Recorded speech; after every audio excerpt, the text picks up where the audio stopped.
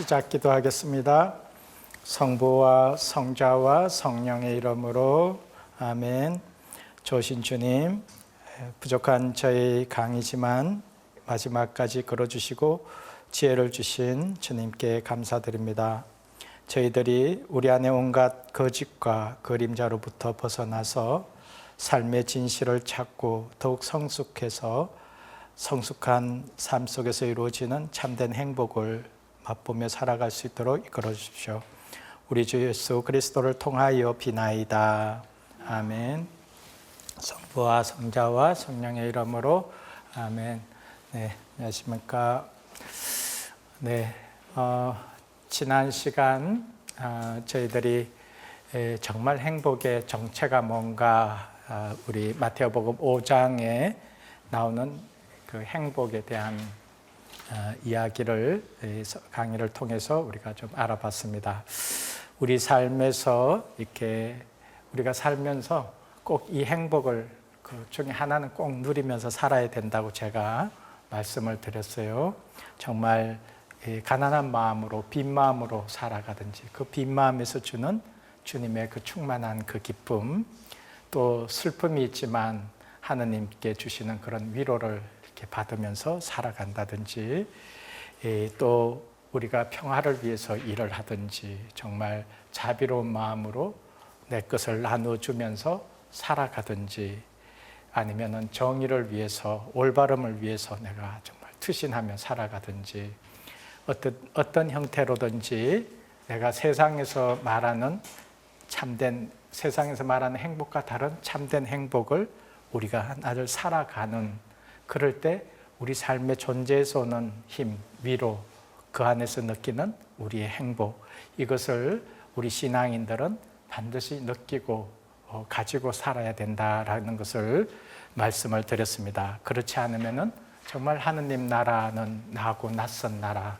나랑 관계없는 나라, 그런 나라를 우리는 우리 안에서 받아들일 수가 없어요. 그럴 때 우리는 하느님과의 관계도 정말로 거짓 관계의 만남이 될 수가 있습니다.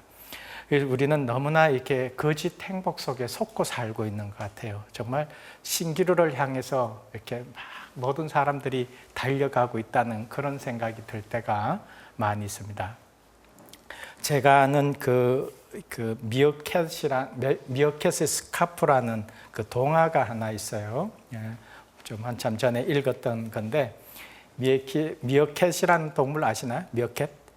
잘 모르네. 사막에서 이렇게 고개 들고 이렇게 보는 그 쥐나 뭐 전갈, 뱀 같은 걸 이렇게 사막에서 잡아먹고 사는 그런 그 동물입니다. 그 이제 동화니까 아주 그 미어캣이 사는 평화로운 마을에 이제 오손도손 잘 살았는데, 그게 어떤 멀리 여행을 갔다 온 미어캣 하나가 목에 뭘 두르고 오냐면 빨간 스카프를 딱 두르고 와요. 그러니까 이게 빨간 스카프를 입으니까 너무 멋있잖아. 어떤 그 우월성의 상징처럼 이렇게 자랑을 하니까 다른 미어캣들도 그 빨간 스카프를 구하기 위해서 죽자사자 이제 일을 하는 거예요. 이제 뭐 다 잡아들이는 거죠. 생태계가 파괴되는 거죠. 그래서 다들 이제 빨간 스카프를 다 하고 다녀요. 그러니까 이번에는 또 그게 갔다 와서는 파란 스카프를 또 쫙 메고 이게 하늘빛 스카프라고 하면서 또 자랑을 하니까 또 그 다른 미어캣들이 또 먹이를 쫙 잡아서 그걸 사기 위해서 이제 그 미어캣한테 갖다 주고 또 파란 스카프를 다 구해요. 그러니까 그 다음에는 또 뭐 달빛 스카프 이러면서 또 달빛 스카프를 휘날리고 다니니까 다른 미어캣들이 또 먹이를 잡아서 그걸 갖다 바쳐서 그 달빛 스카프를 이렇게 구해요. 그러다 보니까 어떻게 돼요? 그 지역 일대가 생태계가 다 피폐해지는 거예요. 더 이상 먹을 것이 없어진 거예요. 그러니까 이제 미어캣들이 하나 둘 다 떠나가요. 그러면서 그 마을은 아주, 이 미어캣의 평화로웠던 마을은 그 스카프 때문에 결국은 다 이렇게 피폐해져 버린, 생태계가 파괴돼 버린 이런 것으로 바뀌어집니다. 이 동화 이야기가 바로 우리 거짓 행복을 추구하는 우리 사회 이야기죠. 뭐 좋은 차, 뭐 명품 뭐 나오면 그거에 막 매달려서 사람들이 마치 그게 하나 있으면 내 존재가 뭔가 존재감을 느끼는 그런 사회, 그 허구를 쫓아가는 사회죠. 무별한 그런 소비, 자본주의가 이렇게 만들어내는 끊임없는 인간의 그 유혹과 인간은 그걸 쫓아가기 위해서 생태계를 파괴하고, 지금 우리가 겪는 이 코로나, 이것도 사실은 결국은 생태계 파괴에서 온다고 그러잖아요. 기후 문제 이런 것들. 이게 바로 인간이 끝간데 없는 이런 그 욕망, 끊임없이 욕망을 자극해서 세상을 이렇게 피폐하게 만들어가는 이런 시대를 이렇게 이야기하는 그 동화라고 볼 수가 있죠. 이 동화의 이제 마지막에는 미어캣들이 뭐냐 하면은 이제 다 떠나고 남은 미어캣들이 버려진 스카프를 주워서 실타래를 풀어서 이제 줄을 만들어서 줄놀이를 하고, 그거 가지고 이제 서로 이제 축제를 지내면서 이렇게 지내면서 마을에 다시 평화를 찾고, 이렇게 그들이 원래 가졌던 그 행복을 다시 찾았다라는 그런 이야기로 이제 이 동화 이야기는 끝이 나요. 그러니까 우리가 이 삶을 만들어 가지 않으면은 끊임없이 세속의 그런 유혹에 우리가 끊임없이 같이 동조해 가서 우리 신앙인들도 살아가다 보면은 결국은 우리 자신의 내면이 황폐해지기 시작해요. 우리 이 존재에서는 그런 행복을 느끼지 못하고 세상 것이 주는 것에 매번 매달리면서 살아갈 때 결국 남는 것은 공허밖에 없어요. 그래서 우리 삶이 무엇인지를 한번 깊이 들여다볼 그런 필요가 있습니다. 그래서 제가 지난 시간에 말씀드렸던 것처럼 정말 참된 행복이 뭔지를 맛봐야 돼요. 그걸 맛보지 않으면은 우리는 그걸 깨닫지를 못해요. 제가 캐나다 있을 때 어느 자매님 골프 하면은 그냥 하여튼 자다가도 골프 소리 나면 뻘떡 깨어나서 그냥 짐 들고 나가던 그런 자매님이 결국은 그 말씀에 맞들이고 신앙에 맞들이면서 이게 싫어지더래. 그러니까 주님의 그 맞들임과 그분이 주시는 그런 행복이 무엇인지를 깨달으면은 세상에 그 허구를 붙들고 살았던 그런 것들을 이렇게 내려놓을 수가 있는 거예요. 그래서 우리는 인간 존재는 원래 존재론적으로 존재에서 주는 행복과 축복이 있어요. 우리 하느님께서 우리 인간을 창조할 때 너 불행하라 이러면서 창조한 사람은 아무도 없어요. 우리 인간은 그 근원에서부터 우리는 축복을 받은 존재예요. 우리를 불행하게 만든 것은 우리 자신이죠. 선악과를 따먹고 눈이 밝아져서 차별을 하고 소외를 시키고 불의를 저지르고 사회악을 만들어내는 이런 것들이 우리를 불행하게 만든 것이죠. 그래서 우리는 원천적으로 창세기를 우리가 다른 말로 뭐냐면 원복음이라, 원복, 오리지널 브레싱이라 그래요. 원 축복을 받았다 그래요. 우리에게 하느님께서는 이렇게 당신의 모습으로 사람을 창조하셨다. 하느님의 모습으로 사람을 창조하시되 남자와 여자로 그들을 창조하셨다. 하느님께서 그들에게 복을 내리며 말씀하셨다. 하느님께서 보시니 손수 만드신 모든 것이 참 좋았다. 만들어 놓고 보니까 다 참 좋았다. 이게 결론이에요. 당신이 좋았다는 거예요. 그러니까 우리 인간은 하느님의 모상으로 만들어진 우리의 원천은 하느님의 얼굴이에요. 그리고 우리의 그 인간성의 최고 성숙점은 결국은 하느님 얼굴이 되는 거예요. 사랑의 얼굴이 되는 거예요. 이걸 향해서 우리가 가고 있는 거예요. 그래서 우리가 이 하느님께서 내리신 이 복은 누구나 예외 없이 다 내렸던 복이에요. 하느님이 우리 인간을 쓰레기를 창조하지 않아요. 어떤 사람도, 어떤 장애인으로 보이던 어떤 사람이든 차별을 하고 사람을 쓰레기 취급하는 것은 우리 인간이지 하느님 눈에서는 그렇지 않아요. 제가 아마 초기엔가 우리 중복 장애인이었다가 지금 하늘나라로 떠난 바르나바라는 친구 이야기를 좀 한 적이 있을 겁니다. 이렇게 돌아보면은 그 친구 보면서 저는 많은 것을 이렇게 깨달아요. 그건 중복 장애인이었고요. 엄마만 그 아이의 말을 알아들어요. 그리고 그 친구는 이렇게 눈까지도 이렇게 멀어 있었는데 어머니가 토비터서를 이제 읽으면은 이렇게 눈을 뜰 수 있다는 그 말을 듣고 그 테이프를 구해갖고 이걸 들어요. 그래서 시각은 찾았어요. 근데 여전히 이제 누워서 이렇게 지내야 하는 중복 장애였죠. 그 친구는 성경만 그래서 그 체험 때문에 그런지 성경을 뭐 다 꿰고 있어. 일단 처음에서부터 성가까지 다 꿰고 있어요. 그래서 저희들이 장애인 모임을 하다가 어떤 사람이 뭐 이런 문제 저런 문제 하면은 이렇게 말을 하면은 엄마가 통역을 해줘요. 몇 장 몇 절을 보라고. 그러면 그 말씀을 이제 우리한테 주고 그러다가 떠났는데 그 어머니가 하는 얘기가 이 바르나바가 내 몸을 통해서 난 것 그리고 나와 만남을 가지고 떠난 것이 내 인생에서는 덤는 축복이라고 얘기를 해요. 그 아이가 없었으면 예수님을 만나지 못했을 거예요. 그러니까 우리 한 인간은 그 존재 자체가 의미가 있고 다 목적이 있고 우리 삶에 있어서 다 소중한 생명이라는 거죠. 그래서 이 온전한 사랑의 세계에서는 장애인이든 노숙자든 그 누구도 다 아름다운 인간 존재는 하느님의 모상으로서 아름다울 수밖에 없는 겁니다. 그것을 이렇게 차별을 만들어내고 이것을 이렇게 아름답지 못하게 만들어낸 것은 바로 우리 인간의 죄죠. 그래서 우리 인간이 끊임없이 거짓 행복을 추구하는 우리 안에 있어 에고의 장난에 놀아나면서 세상은 이렇게 불행해진 것이었죠. 예수님이 보시고 참 좋았다, 하느님께서 보시고 참 좋았다라고 하시는데 얼마나 좋았으면 참 좋았다고 말을 해요. 그죠? 하느님 눈에. 그래서 그 축복을 살아가는 것, 그 축복을 살도록 초대하는 것이 뭐냐 하면은 복음입니다, 여러분들. 그래서 제가 오늘 그 강론 드리는 것은 이제 복음 말씀을 어떻게 읽느냐, 그 다음에 어떻게 이제 기도에 대한 부분들 두 가지를 이제 마지막으로 강의를 하게 될 겁니다. 이 복음이 바로 그런 축복이에요. 자, 그래서 그 프란치스코 교황님 이렇게 즉위하시고 내신 그 첫 번째라고도 할 수 있어요. 다른 거 나오긴 나왔는데 그건 앞에서 했던 거 이제 마무리 정리해서 나오신 거고 정말 프란치스코 교황님의 사목적인 그 모든 것이 영성과 이런 것이 담겨 있는 것이 복음의 기쁨이라는 이 책이에요. 저는 그 책 나왔을 때 영성서적 읽는 줄 알고 너무 감동이었어요. 그래서 그 책이 뭐 일반 대학, 이 가톨릭 대학이 아니라도 이 책이 많이 읽혀지고 세미나도 하고 이랬던 책이 그 복음의 기쁨이에요. 교황님 권고. 그게 보면은 제일 1항에 뭐라고 있냐면 1항부터 감동이에요.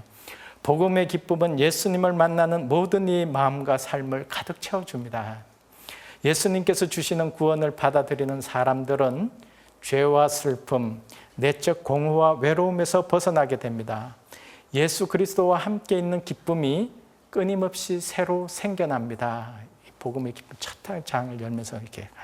그러니까 우리가 그 복음 안에서 우리는 우리 인간의 그 내적 공허와 외로움에서 벗어나서 내적으로 주는 그 참 기쁨을 누릴 수 있다라는 것이죠. 여러분들 15장 요한복음 15장 9절에 보면은 너희는 내 사랑 안에 머물러라. 내 아버지의 계명을 지켜 그분의 사랑 안에 머무르는 것처럼 너희도 내 계명을 지키면 내 사랑 안에 머무를 것이다. 내가 너희에게 이 말을 한 이유는 내 기쁨이 너희 안에 있고 또 너희의 기쁨이 충만하려게 하는 것이다 라는 주님의 그 사랑 안에 머물러라 이렇게 말씀을 하시는 거예요. 그러면은 뭘 준다고? 그 기쁨이 충만해진다. 이게 이제 복음이 주는 힘이고 우리가 이게 복음 말씀 묵상을 하고 우리가 그 성체성사의 그 사랑에 그 머물러 있을 때 주는 그 참 행복 이것을 우리는 이렇게 반드시 누리고 찾아 살아야 돼. 이게 우리 신앙인의 권리고 특권이에요. 이거 선물이에요. 그래서 그런데 이제 제가 이렇게 보면은 성경을 보는 방법에 대한 문제를 조금 제기를 하고 싶어요. 이게 우리 신자들이 성경 강의 듣고 좋은 강의 듣고 다 좋습니다. 필요는 해요. 그런데 거기에만 매달려서 살면은 성서 앞에서 수동적인 태도가 돼요. 제가 이렇게 말을 붙인 게 있어. 좋다는 강의 막 이렇게 다니는데 삶의 자리에서 이 성서를 내가 직접 직면하고 이렇게 살지 않는 사람들, 강의만 쫓아다니는 사람들, 영적 유목민이라고 그래요. 영적 유목민. 이렇게 좋다는 거 이렇게 풀밭 찾아다니듯이. 그럴 때는 주님을 정말 이렇게 만나기가 어렵습니다. 그러니까 이 예수님을 직접 이렇게 만나는 연습을 해야 돼요. 제가 오늘 그걸 좀 얘기를 해주려고 해요. 그러니까 이게 강의만 듣고 이러는 사람들은 이 뭐랄까 마치 중매쟁이한테 내가 이제 이렇게 우리 자매님을 만나고 자꾸 만나고 대화를 나누고 이러면서 서로가 사랑하는 관계, 좋아하는 관계로 가잖아. 근데 이 자매님은 만나지 않고 중매쟁이가 와서 자매님은 뭐 이쁘고 자매님은 뭘 좋아하고 맨날 이런 소리만 들었어. 그러면 어떻게 돼요? 나는 저분을 잘 몰라. 그냥 중매쟁이 얘기 듣고 그런가 보다 하는 것이죠. 그건 정보일 뿐입니다. 더 문제는 그 정보만 가지고 많은 지식을 가지고 있는 것을 자기가 아는 것을 자기가 사는 것이라고 착각을 해요. 그게 뭐예요? 바리사이가 그런 거예요. 바리사이가 될 수가 있어요. 그래서 항상 제가 중요하게 생각하는 것은 예수 그리스도를 직접 직면할 수 있도록 복음 안에 머물러 보고 성체 안에 머물러 보고 이게 직접 우리가 만나는 이것이 돼야 돼요. 그런데 그것이 안 돼 있고 계속 이렇게 관념적으로만 흐르는 것은 오히려 이렇게 도움이 되지 않습니다. 그리고 또 하나의 또 문제는 우리가 이게 저희 사제들, 저를 포함한 사제들의 문제일 수도 있는데 저희들도 이렇게 양성을 자꾸 지적받으면서 양성을 받았어요. 너 이런 거 잘해라. 그러니까 이게 훈계나 죄의식을 심어주는 것은 좋은 것 같지를 않아요. 우리가 어떤 이제 신자 한 분이 신부님 우리는 미사 갈 때마다 이렇게 신부님한테 야단 맞는 기분에 강론을 자꾸 야단을 치듯이 이렇게 습관적으로 그럴 수가 있는가 봐요. 그래서 이게 우리 복음은 우리가 잘못한 건 누구나 다 알아. 나 잘못 살던 것도 알아. 문제는 잘 안 되잖아요, 그죠? 그래서 끊임없이 빛으로 초대하는 거예요. 우리 안에 있는 어둠이 내가 없애서 없어지는 게 아니고 우리가 빛으로 돌아설 때 우리 안에 어둠이 없어져요. 그래서 빛으로 우리를 자꾸 초대하는 이런 것이 중요한데 좀 그 분위기를 좀 바꿔야 될 필요가 있어요. 그걸 이제 제가 바꾸는 것을 이야기할 겁니다.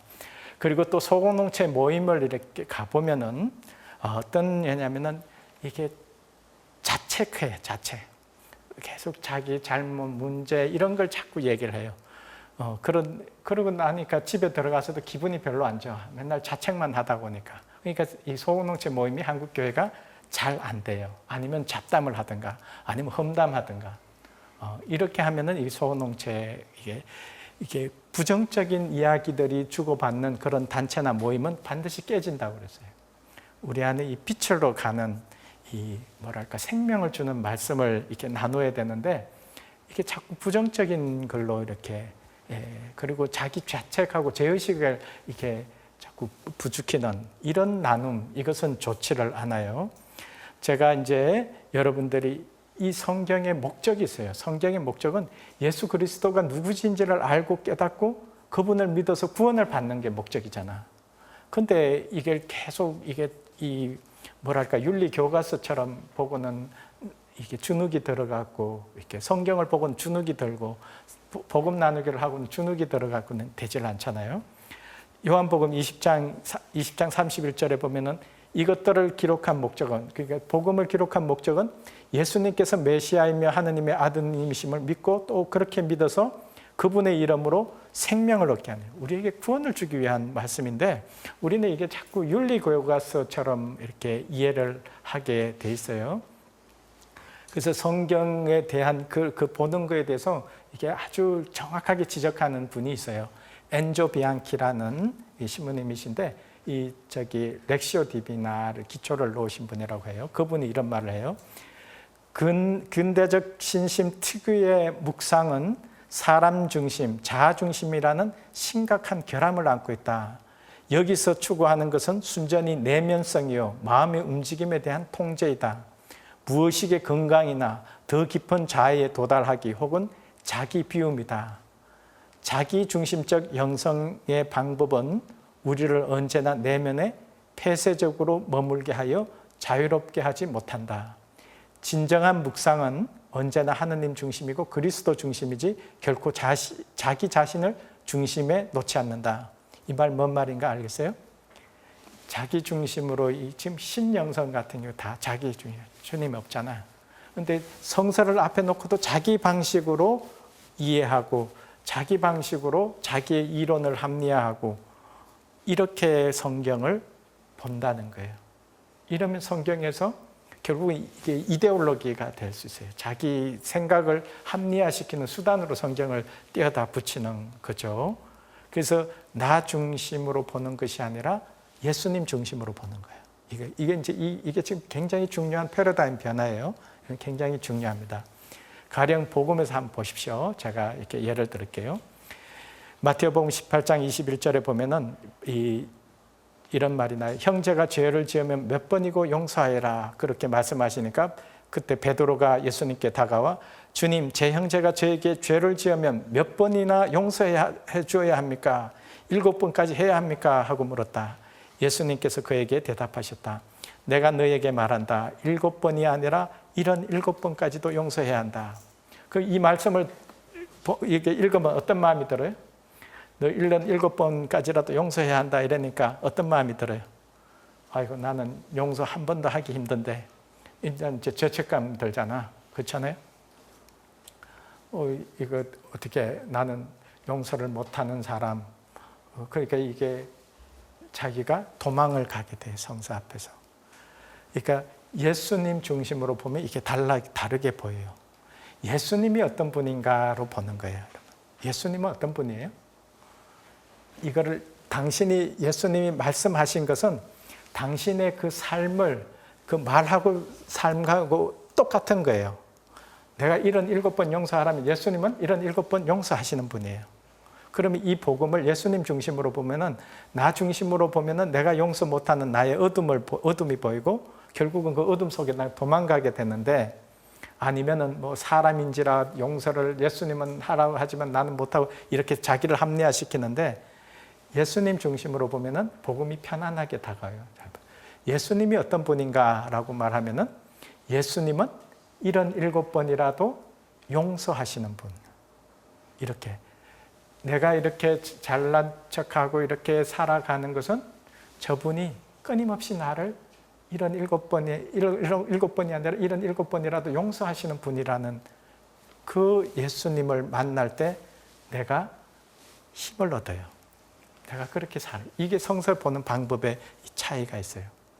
예수님이 그래서 일부러 더 뒤에 보면은 매정한 종의 비유를 들려주신 거예요. 뭐냐 하면은 10,000달란트 빚진 이 사람이 주인한테 이제 저 좀 살려주십시오. 제가 못 갚겠습니다. 이러니까 부채를 다 탕감해줘요. 10,000달란트 빚진 사람이. 이 10,000달란트, 1달란트가 뭐냐 하면은 6,000데나리온이에요. 1데나리온은 한 사람 노동자가 일하는 거예요. 그럼 6,000데나리온이면 며칠이에요? 6,000일에 해당돼요. 근데 이게 1만 달란트야. 그러면 이거는 뭐 6천만, 그거는 우리가 뭐 살아생전에는 갚을 수 없는 그런 거예요. 그렇게 빚진 사람이래. 다시 말하면 그렇게 우리가 주님의 사랑을 받고 있는 사람이에요. 그 사랑을 보게 하는 거예요. 그 사랑의 힘이 100데나리온 빚진 사람을 용서할 수 있게 하는 거잖아요. 그러니까 우리가 뭘 제가 말씀을 드리냐 하면은 주님의 그 사랑을 먼저 이렇게 깊이 느끼고 만나는 이 훈련, 그래서 그 안에서 힘을 얻는 연습을 하지 않으면은 우리가 거꾸로 자꾸 복음을 보고 나 중심으로 보면은 이제는 계속 윤리 교과서가 돼서 예수님은 이렇게 하시는데 나는 이렇게 못하고 이러면서 계속 이렇게 내가 어둠으로 도망을 가게 돼요.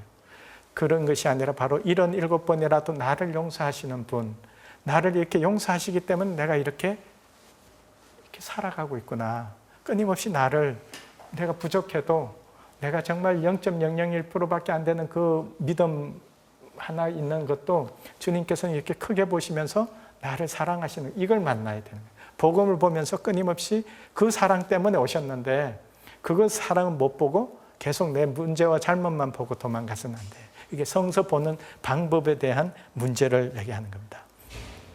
그래서 성서를 볼 때는 여러분들이 이제 이 매일 미사에 가기 전에 성서를 보든지 주일 미사 가기 전에 보든지 아니면 성서를 한 대목 한 대목 보든지 여러분들이 복음부터 먼저 봤으면 좋겠어요. 이게 구약부터 막 이렇게 막 처음부터 이렇게 읽어오는 사람들 보면은 이게 충분히 이게 준비가 안 된 사람은 구약부터 오다가 상처를 받아요. 뭐 이렇게 성서가 이래 뭐 맨날 죽이고 살리고 이런 게 너무 많이 나오니까 그래서 복음을 잘 먼저 예수 그리스도를 깊이 만나는 거예요.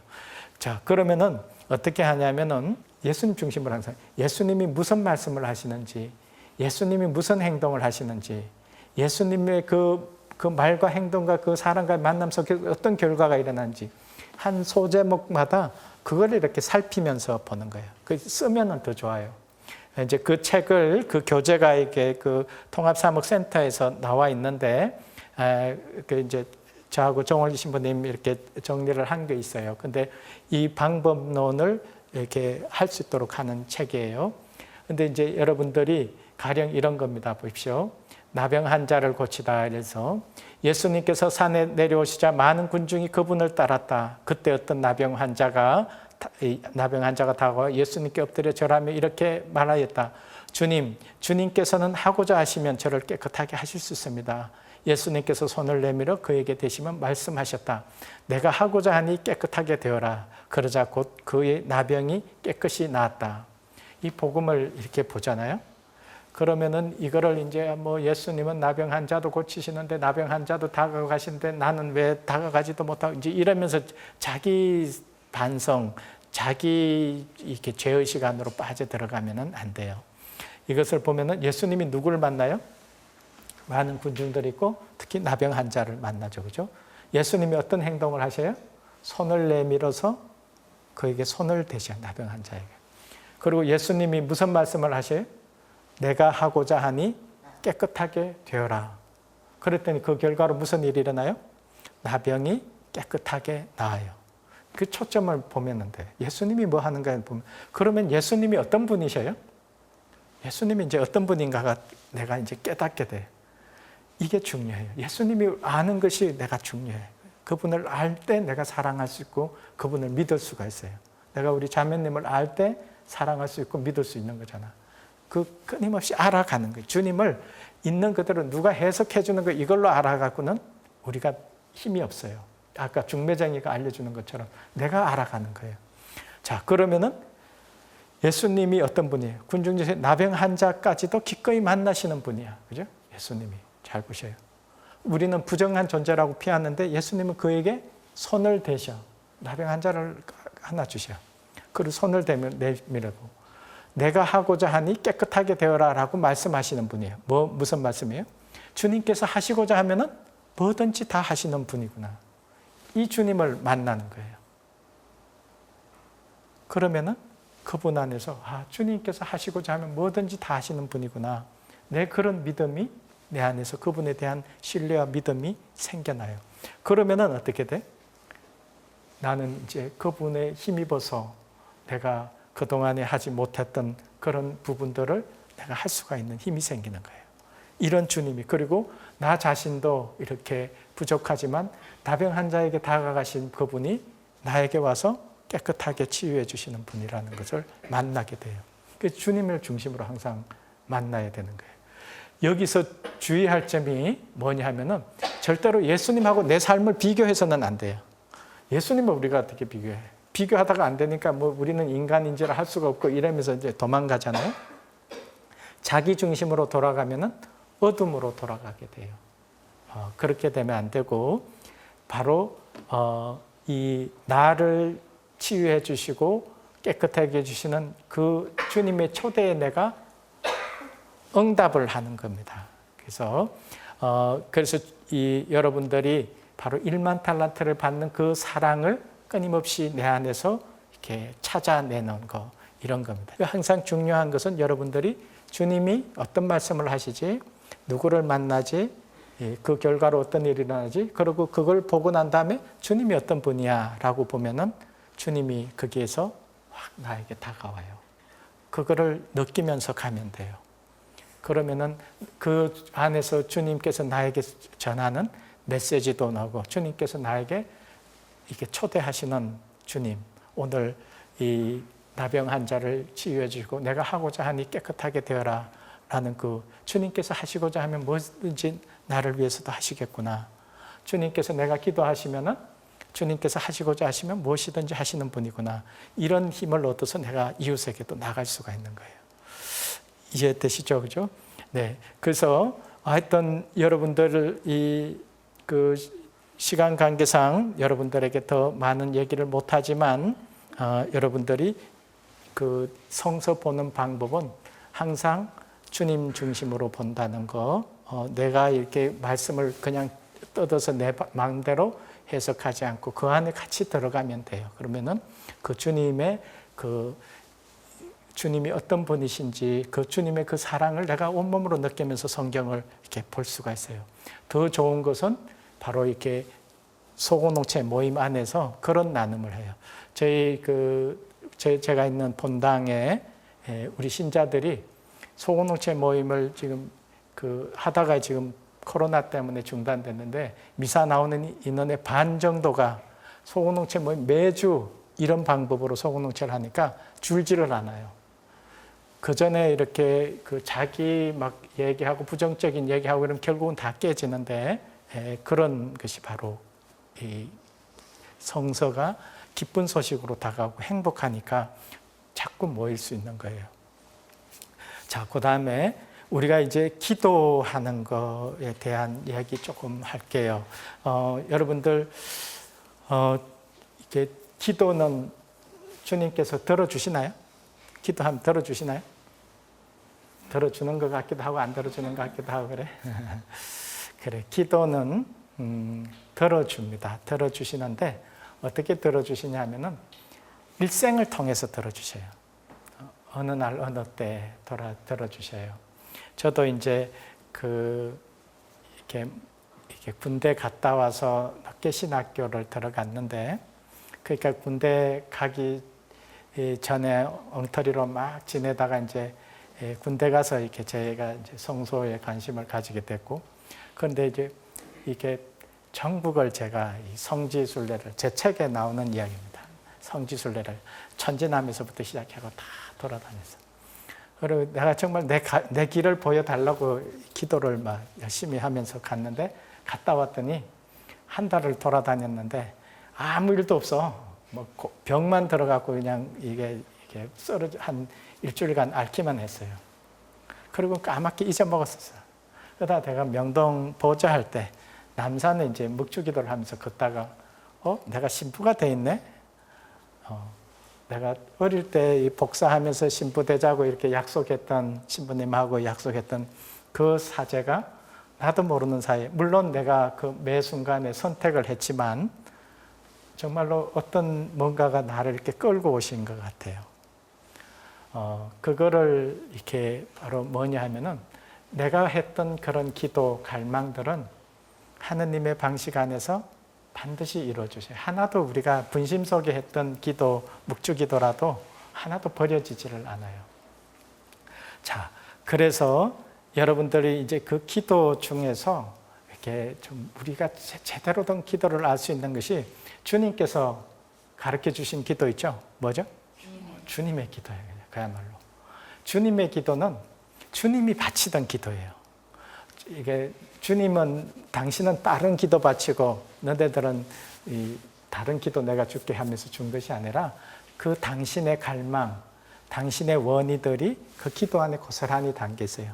그러면은 이 주님의 기도는 이 모든 복음에, 예수님의 모든 말씀과 행정과 가르침에 축약이 일으킬 수도 있어요. 그 안에 다 담겨 있어요. 기도는 우리가 갈망하는 걸 기도하잖아요. 그죠? 그래서 이게 주님의 기도, 여러분들이 일상에 살면서 주님의 기도 굉장히 중요해요. 그래서 이 주님의 기도, 저는 이게 주님의 기도 이렇게 그것만 가지고도 이렇게 묵상하면서 이렇게 다녔어요. 하늘에 계신 우리 아버지, 하늘 뭐죠? 하늘이 어디 있어요? 저 위에 있나? 하늘 어디 있어요? 우리 삶이 다 하늘이에요. 우리가 우주 보세요. 그죠? 우주 안에, 이 하늘 안에 우리가 있잖아요. 이 하늘에 계신이라는 말은 저 멀리 계시다는 하느님이 아니라 바로 우리와 함께 계시는 하느님. 어디나 편재해 계신 하느님. 마태오복음 처음 보면은 뭐가 나와요? 마태오복음은 우리와 함께 계시는 임마누엘의 하나님 나와요. 마태오복음 맨 마지막에 뭐가 나와요? 뭐가 나요? 보라, 내가 세상 끝날까지 언제나 너희와 함께 있겠다. 우리 함께 계시는 주님이에요. 그 중심이 우리가 여러분들 성체성사 안에서 우리는 그 표징을, 주님의 그 부활하신 주님의 표징을 우리가 함께 만나고 살고 있는 것이죠. 그래서 여러분들이 주님의 기도 하늘에 계신 할 때, 바로 아버지 할 때 우리 안에 벌써 이미 현존하시는 주님을 만나게 돼요. 예수 그리스도께서 가르쳐 주시던 그 아버지, 예수 그리스도가 부르시던 그 아버지를 우리도 이제 그분을 믿음으로써 아버지하고 부를 수가 있게 됐어요. 우리가 아버지라고 부르는 순간에 우리 사이는 뭐가 돼요? 가족이 되는 거예요. 신앙의 공동체 가족이 돼요. 아버지하고 부르는 것이죠. 하늘에 계신 우리 아버지, 이 말이 바로 관상의 중심이에요. 우리는 이 아버지와 함께 기도하는 사람이에요. 그러니까 제가 처음 강의에서 세상에 뭐 여러 가지 좋은 강의들 있지만 우리 신앙인에게는 공허할 수 있어요. 우리는 하느님 아버지와의 관계 안에서 우리는 영적인 성장을 이루고, 하느님 아버지와의 관계 안에서 우리가 참된 행복을 맛보고 우리의 그 소명을 살아가는 그 삶이 바로 우리라는 거예요. 그래서 우리는 이 하늘에 계신 우리 아버지 이 중심에서부터 이제 기도가 시작돼요. 그죠? 그리고 그 다음에 뭐죠? 아버지의 이름이 거룩히 빛나시며 라고 나오죠. 그죠? 제가 강의한 거 잘 돌아보시면은 우리 영성은 하느님이냐 나냐 이 두 개의 관계 속에 있다고 그랬어요. 알고 보면은 아니요 두 개밖에 없어요. 하느님이냐 나냐. 우리가 하느님을 끊임없이 선택할 때 우리가 성숙해 갈 수 있는 것이고, 나를 선택할 때는 육적인 힘에 의해서 의존하면서 우리는 오히려 나쁘게 추락할 수도 있다라고 말씀을 드렸어요. 그러니까 아버지의 이름이 거룩히 빛나시면은 결국은 하느님께 내 영광을 드리는 거예요. 내가 사는 것이 아니라 그리스도가 내 안에 살도록 아버지께 모든 영광을 주는 거예요. 예수의 모토가 뭐예요? 하느님께 더 큰 영광을 위하여 이런 걸 거야. 아마 영광을 위해 하느님께 영광을 드리는 거예요. 그 라틴어에서 마지스라는 말이 있어요. 그게 뭐냐면은 비교급 모아라는 표현하고 똑같은 건데 더욱더라는 거예요. 하느님 더 큰 영광을 위해서, 하느님께 더 큰 영광을 드릴 수 있는 것이라면은 내가 예하고, 영광을 드릴 수 없는 것이라면은 노하고, 이런 그 관계 속에 살아가는 것, 이게 바로 하느님 이름을 더 높이 드리는 거죠. 이태석 신부님이 여러분들 이태석 신부님 다 아시잖아요, 그죠? 이태석 신부님이 그 톤저에서 이제 하시고 돌아오셔서 이제 대장암으로 돌아가셨잖아요. 그럴 때 그 PD가 톤저에 가서 사람들에게 인터뷰를 하는데 뭐라고 얘기를 하냐면은 우리는 신부님을 본 게 아니라 하느님을 봤다 그래요. 그러니까 당신은 없고 하느님이 계시는 거예요. 하느님. 그게 뭐예요? 하느님의 이름을 거룩히 빛나게 하는, 우리는 그런 사람이라는 거예요. 우리 신앙인은. 자, 그 다음에 아버지의 나라가 오시며 라는 표현이 있죠. 그죠? 아버지의 나라가 오시며. 제가 이렇게 영향력에 대한 강의도 말씀을 드렸어요. 우리는 사람들에게 영향을 미치는 사람이다. 우리가 미성숙할 때는 악영향을 미친다. 우리 자녀들에게도, 이웃에게도, 사람들에게. 우리가 그래서 성숙할 필요가 있고, 성숙함이 나를 행복하게 할 뿐만 아니라 우리는 사람들에게 선한 영향을 미치는데, 선한 영향을 미치는 핵심 이유는 뭐예요? 핵심 이유는 우리가 하느님 나라를 향해서 우리는 작은 벽돌 하나라도 놓고 가는 사람. 내가 이게 집에서 이게 아이만 키우고 이랬는데 무슨 내가 하느님 나라를 위해서 일하는가? 굉장히 큰 겁니다. 조금 더 차이가 없어요. 저는 김수환 추기경님 큰 역할을 하셨지만 소박하게 열심히 살아간 한 사람과 하느님 앞에서는 다 동률일 것 같아요. 그래서 우리가 이 보다 나은 세상, 보다 나은 교회, 보다 나은 이웃, 보다 나은 나를 위해서 우리는 작은 이 뭔가를 하나씩 이렇게 영향을 미치는 거예요. 나의 자녀에게, 이웃에게 이러한 삶을 살아가는 것이 하느님 나라가 오시는 거예요. 그죠? 그래서 이게 전후가 이게 하느님 나라의 의를 구하면서 살지 않고 전후가 뒤바뀌어서 내가 탐욕으로 살면은 이게 이제 삶이 이게 좀 천박해져요. 이런 표현이 조금 안 좋을 수도 있겠는데, 제가 이제 언젠가 한번 이발소 이렇게 한번 간 적이 있는데, 이렇게 이발을 할 때 동네 처음 가서 어떤 이제 이렇게 했더니 막 이제 찬송가가 울려요. 그리고 거기 이제 뭐 여호와께서 뭘 해주시리라 뭐 하면서 막 이런 성경 구절도 있고, 그래서 떡 앉았더니 그 이제 이발 사장님이 날 보고 사장님이래. 사장님께서는 예수님 믿습니까? 물어. 그래서 저도 그래서 믿습니다 이랬지.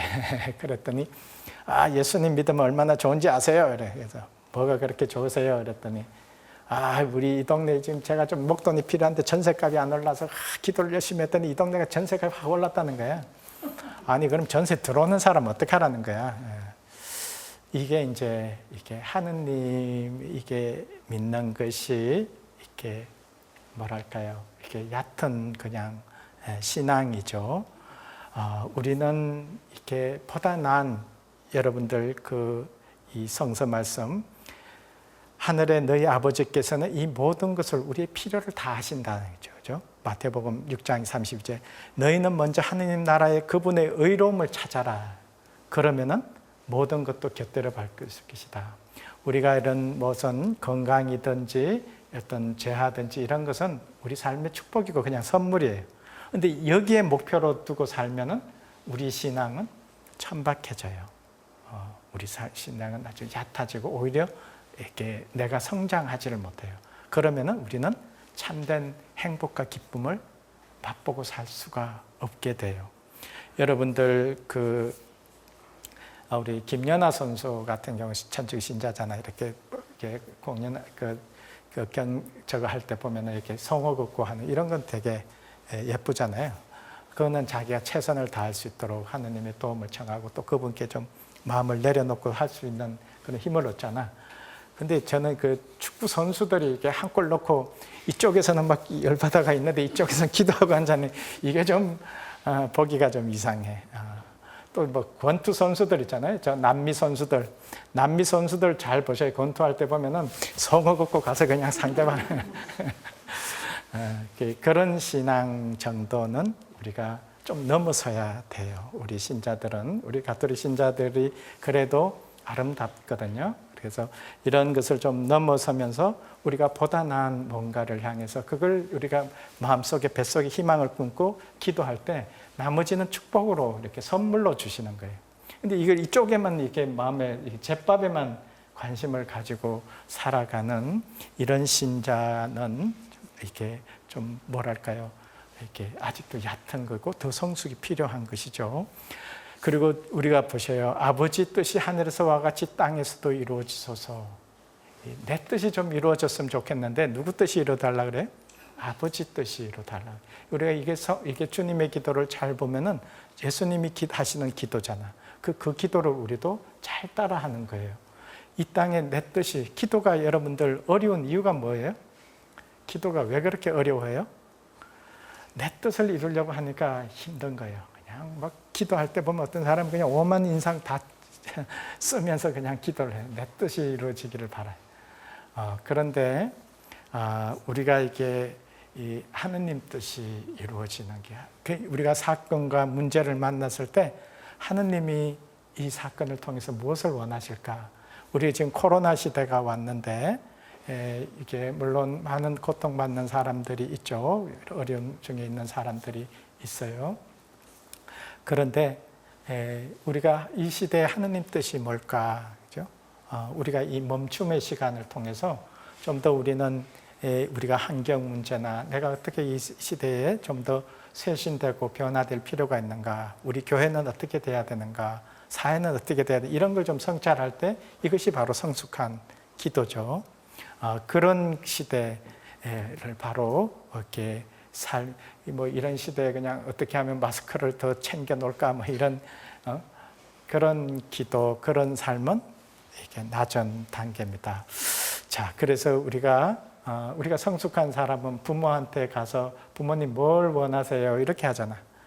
근데 이게 아직도 애들은 이게 뭐 하나 있으면 부모님 거 뺏어 먹으려고 그냥 그거 달라고 저러는 이런 기도의 방법은 이렇게 바꿔야 됩니다. 그럴 때 우리가 성숙한 기도 안에서 바로 우리가 축복이 따로 들어오는 것이죠. 보세요. 그리고 오늘 저희에게 일용할 양식을 주시고라는 표현이 있잖아요. 일용할 양식. 그러니까 우리가 일용할 양식이 그냥 우리에게 평생 필요한 양식을 주시고 평생 먹고 남을 양식을 주시고 뭐 자식들에게 좀 남겨줄 양식을 주시고 이렇게 했으면 좋겠는데 일용할 양식, 매일 권할 양식 달래. 그게 뭐예요? 이 가난한 마음이죠. 빈 마음이죠. 이것이 바로 우리가 이 기도는 하느님의 그 사랑 안에서 우리가 빈 마음이 되는 것이고 나머지 축복은 하느님께서 채워주시는 것은 주님께서 주시는 것은 그거는 감사하게 받고 그 감사를 나누는 것이죠. 우리 장애인 중에 그 마르타 할머니라는 분이 계셔요. 그분은 이렇게 지금은 돌아가셨는데 이 젊었을 때 연탄 배달하셔서 양 무릎을 다 못 쓰셔서 이제 장애인이 되셨는데 그분은 큰아들도 제대로 못 살고 작은 아들도 못 사니까 큰아들 집에 요만한 방에 6개월 가 있고 작은 아들 집에 6개월 가 있어요. 그분은 돈 한 푼 없이 옛날에는 뭐 연금이나 이런 게 없었잖아요. 그렇게 이렇게 근데 너무 밝으셨던 분이셔요. 근데 그분이 언제부턴가 이게 고뇌가 생기기 시작했어. 무슨 고뇌가 생기냐면 연금이 나오면서부터 연금이 나오니까 어떻게 돼요?